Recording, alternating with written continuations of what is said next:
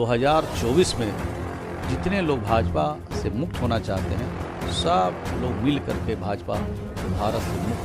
हम लोग के जो नेता हैं नीतीश कुमार जी, फरवरी के माह से वो पूरे देश में निकलेंगे, जगह जगह हम लोगों से मिलेंगे, जगह जगह सभा करेंगे, जगह जगह रैली करेंगे और पूरे देश के लोगों को गोलबंद करेंगे। अब तो ये नहीं कह सकते कि वो प्रधानमंत्री का चेहरा है, लेकिन इतनी बात जरूर है कि अगर देश के लोग चाहेंगे तो क्यों नहीं बन सकते प्रधानमंत्री। लेकिन उनका एक ही मकसद है कि हमको भाजपा से भारत को मुक्त करना है और ये अभियान शुरू करेंगे और 2024 में समाएगा। ये सारा जो प्लान है भारतीय जनता पार्टी का, उसको हम लोग बेनकाब करेंगे। उस मशीन में आप चले जाइए, भाजपा वाला में, एक बार उसमें डालेगा, आप पूरा एकदम नीट एंड क्लीन कर देंगे। उसके बाद 2024 के बाद जो उसके पास मशीन है, उसी मशीन में भाजपा के उन नेताओं की धुलाई होगा और पता चल जाएगा कि करप्शन भाजपा के नेताओं में था या विरोधी दल। तो जाति आधारित जो गणना है वो बिहार में शुरू हो गया है। उसी तर्ज पर उत्तर प्रदेश में भी जाति आधारित गणना हो।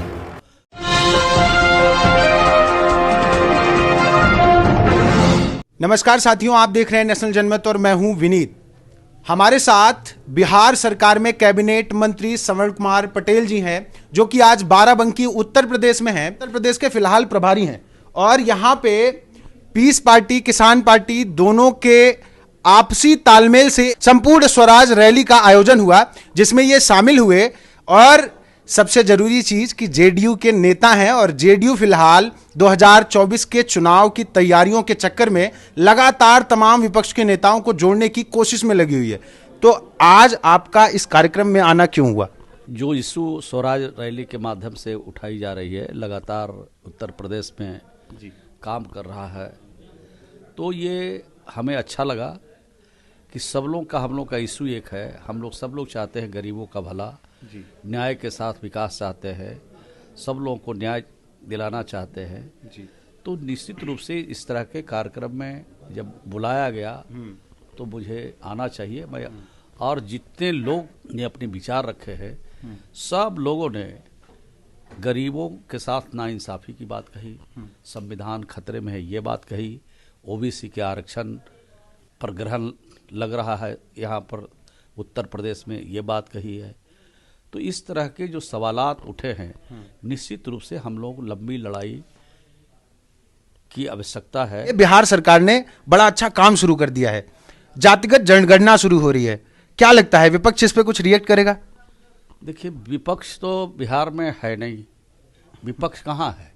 भारतीय जनता पार्टी जब सरकार में थी हम लोग के साथ, तो भारतीय जनता पार्टी ने घुटने टेक दी। उनके दिल्ली के नेता ने कहा कि नहीं, हम इसको नहीं मानते, लेकिन बिहार के नेता ने घुटना टेक दिया, कहा कि नहीं, हम तो मानेंगे।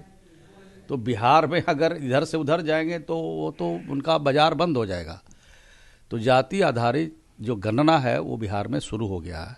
उसी तर्ज पर उत्तर प्रदेश में भी हम लोग चाहते हैं कि जाति आधारित गणना हो और जिसकी जैसी आबादी हो, उसका आर्थिक स्थिति क्या है, उसकी शैक्षणिक स्थिति क्या है, उसकी सामाजिक स्थिति, सारी चीज़ों का गणना हो जाए और उसके बाद सरकार योजना बनाए। राज्य सरकार चाहे योजना बना के इम्प्लीमेंट करे तो बहुत अच्छा, अगर राज्य सरकार नहीं करे तो केंद्र सरकार को भेजी, केंद्र सरकार करे। तो ये जो ज्वलंत सवाल है, आज पूरे देश में यह सवाल उठ रहा है। और आज़ादी के इतने दिनों बाद तक अगर जो ओबीसी के लोग हैं, जो गरीब लोग हैं, जो वंचित लोग हैं, अगर उनको न्याय नहीं मिला है और ये सवाल उठा रहे हैं, तो इनके सवाल पर सरकार को सिर्फ सोचना नहीं चाहिए, सिर्फ विचार नहीं करना चाहिए, बल्कि उसको लागू करना चाहिए। तो ऐसा क्यों है कि बिहार में जातिगत जनगणना हो रही है और यहाँ आप यूपी चले गए तो ओबीसी का आरक्षण चला गया? आरक्षण चला गया है, उसको हम लोग लड़के लेंगे।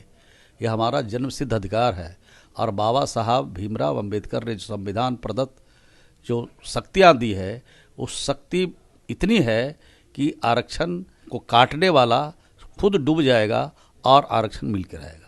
आने वाले वक्त में क्या देखते हैं 2024 तक जो छोटे छोटे दल हैं उत्तर प्रदेश के, क्या इनको साथ जोड़ पाएंगे? और पूरे देश में ही जितने भी दल हैं, क्या आप उनको साथ लाके एक बड़े स्तर पर साथ लड़ना चाहते हैं चुनाव?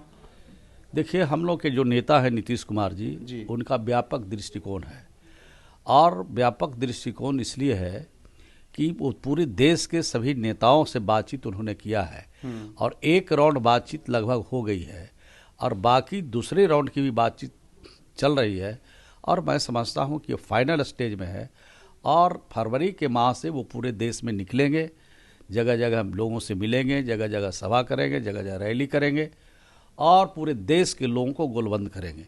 सिर्फ नेताओं के गोलबंदी से चीज़ नहीं बनेगी, चीज़ को बनाने के लिए, रास्ता को साफ करने के लिए जनता का सहयोग और जनता का समर्थन भी लेना पड़ेगा।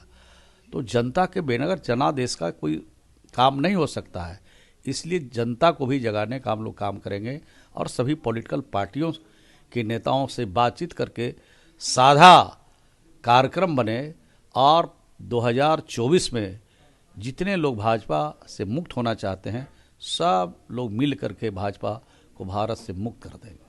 तो नीतीश जी प्रधानमंत्री का चेहरा होंगे आपकी पार्टी से?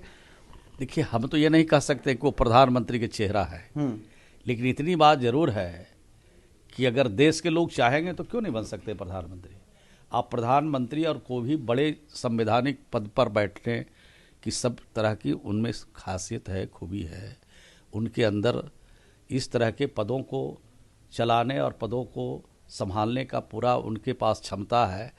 तो देश के लोग चाहेंगे तो क्यों नहीं हो सकते हैं, लेकिन उनका एक ही मकसद है कि हमको भाजपा से भारत को मुक्त करना है और ये अभियान शुरू करेंगे और 2024 में सफाया करेंगे। लेकिन भाजपा तो कहती है कि वो विपक्ष मुक्त भारत तैयार कर देगी। कांग्रेस मुक्त भारत का नारा दिया था, बाकी सबको खा गए, जिनसे गठबंधन हुआ उनकी हालत खराब कर दी। देखिए, अभी एक राज्य में चुनाव हारे हैं, लेकिन कहीं पर न टेलीविजन में हम लोगों ने देखा कि वो हारे हैं। जीते हैं वो हम लोग देखते हैं। उनके जितने दावे हैं उसमें 99% दावे उनके खोखले होते जा रहे हैं और देश की जनता समझ चुकी है और देश की जो नई पीढ़ियां हैं वो समझ चुके हैं। तो ये तो उनके जो जुमले हैं उससे अब नौजवान भी वाकिफ हो गए और नई पीढ़ियां बिल्कुल जान गए हैं कि इनके रहते न नौकरी मिल सकती है, न देश सुरक्षित रह सकता है, न संविधान सुरक्षित रह सकता है और न हम लोग का अधिकार सुरक्षित रह सकता है। और ख़ास करके वंचित लोग तो इनके शासन में बहुत तबाह और परेशान है। ये जो वंचित बात कही आपने, दलित, पिछड़े, शोषित, वंचित जितने भी लोग हैं, इनके लिए क्या योजना है? अगर आपकी सरकार, मान लीजिए आपके साथ के लोग लड़ें और 2024 में जीत जाएं, तो क्या गारंटी है कि आप उनके भले के लिए काम करेंगे, उनके आरक्षण का उनको पूरा हक दिलाएंगे? हमने बिहार में काम किया है और हमने जो काम किया है वो काम गरीबों के लिए हम लोगों ने किया है। हर जाति, हर धर्म, हर मजहब के मानने वाले लोगों के लिए किया है। हमने ऐसा काम किया है कि बिहार में कोई ये नहीं कह सकता है कि हमारी बिरादरी को छोड़ दी गई, हमारे मजहब को मानने वाले को छोड़ दिया गया।